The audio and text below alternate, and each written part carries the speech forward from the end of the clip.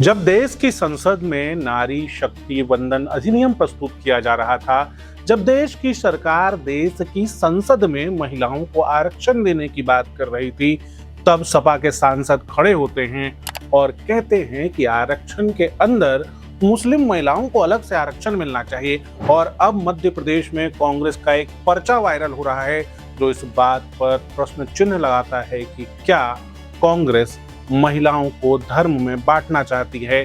क्या कांग्रेस के लिए सिर्फ मुस्लिम महिलाएं ही महिलाएं हैं?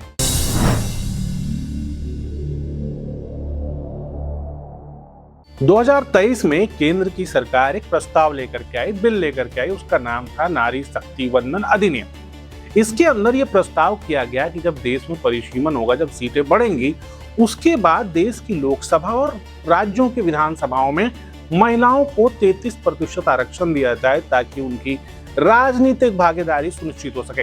2023 में यह बिल पास हो गया। उसमें विपक्ष ने आरोप लगाया, अब भी लागू क्यों नहीं करते? लागू करने के लिए परिसीमन का इंतजार क्यों करना है? 2026 में सरकार इसी बिल में एक संशोधन लेकर के आई जिसमें केंद्र की सरकार ने कहा कि परिसीमन तत्काल करवा के 2011 की जनगणना के हिसाब से परिसीमन करवा के और महिलाओं को तुरंत आरक्षण दिया जाना चाहिए।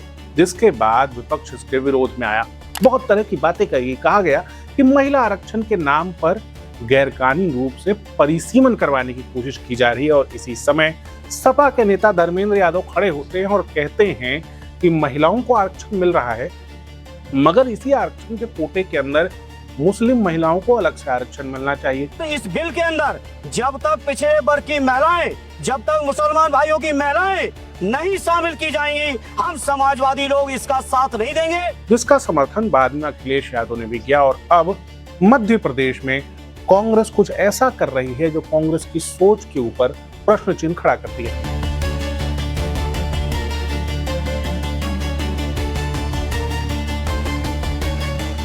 काफ़ी दिनों से हमारे माननीय प्रदेश अध्यक्ष आदरणीय जीतू पटवारी जी, हमारे संगठन प्रभारी आदरणीय डॉक्टर संजय कामरे जी इस विषय पर चर्चा कर रहे थे कि अल्पसंख्यक में महिलाओं की राजनीतिक भागीदारी इतनी कम क्यों है।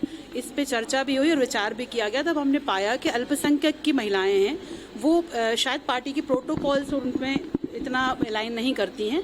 हम अगर वो महिला कांग्रेस से जुड़ती हैं, अल्पसंख्यक से जुड़ती हैं, तो चूंकि पार्टी के बहुत सारे प्रोटोकॉल्स होते हैं, समय समय पर उनके लिए आदेश निर्देश निकलते रहते हैं कि धरने आंदोलन, उसमें अल्पसंख्यक की महिलाओं की शायद भागीदारी उसमें उनको पसंद नहीं है या वो करना नहीं चाहती वैसे। परंतु कहीं ना कहीं सब में नेतृत्व करने की क्षमता है।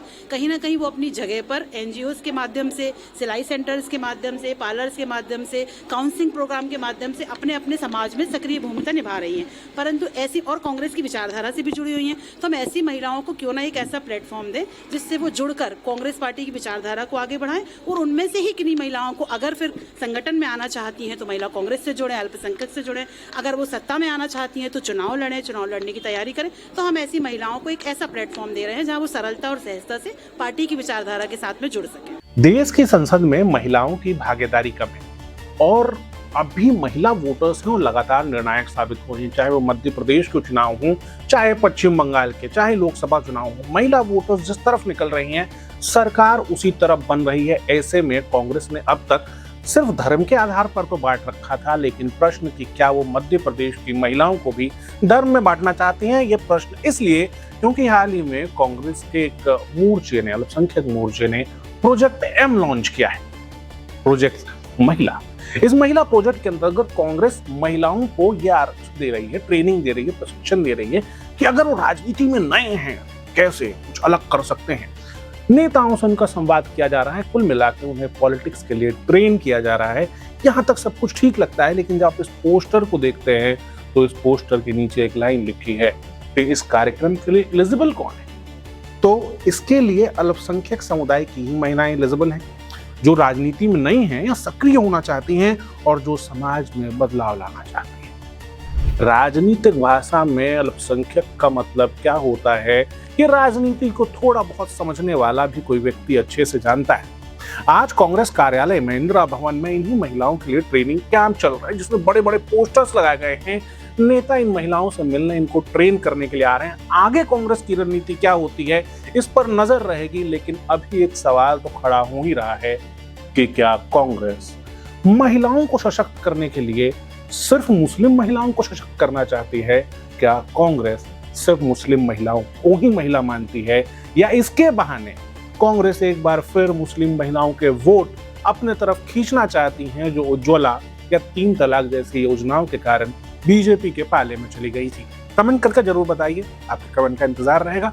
और इस तरह के वीडियोस के लिए आयुष से जुड़े रहिए। हम फेसबुक, ट्विटर, इंस्टाग्राम पर भी मौजूद है। आपका बहुत बहुत धन्यवाद। लगातार जुड़े रहने के लिए आयुध को सब्सक्राइब जरूर करें।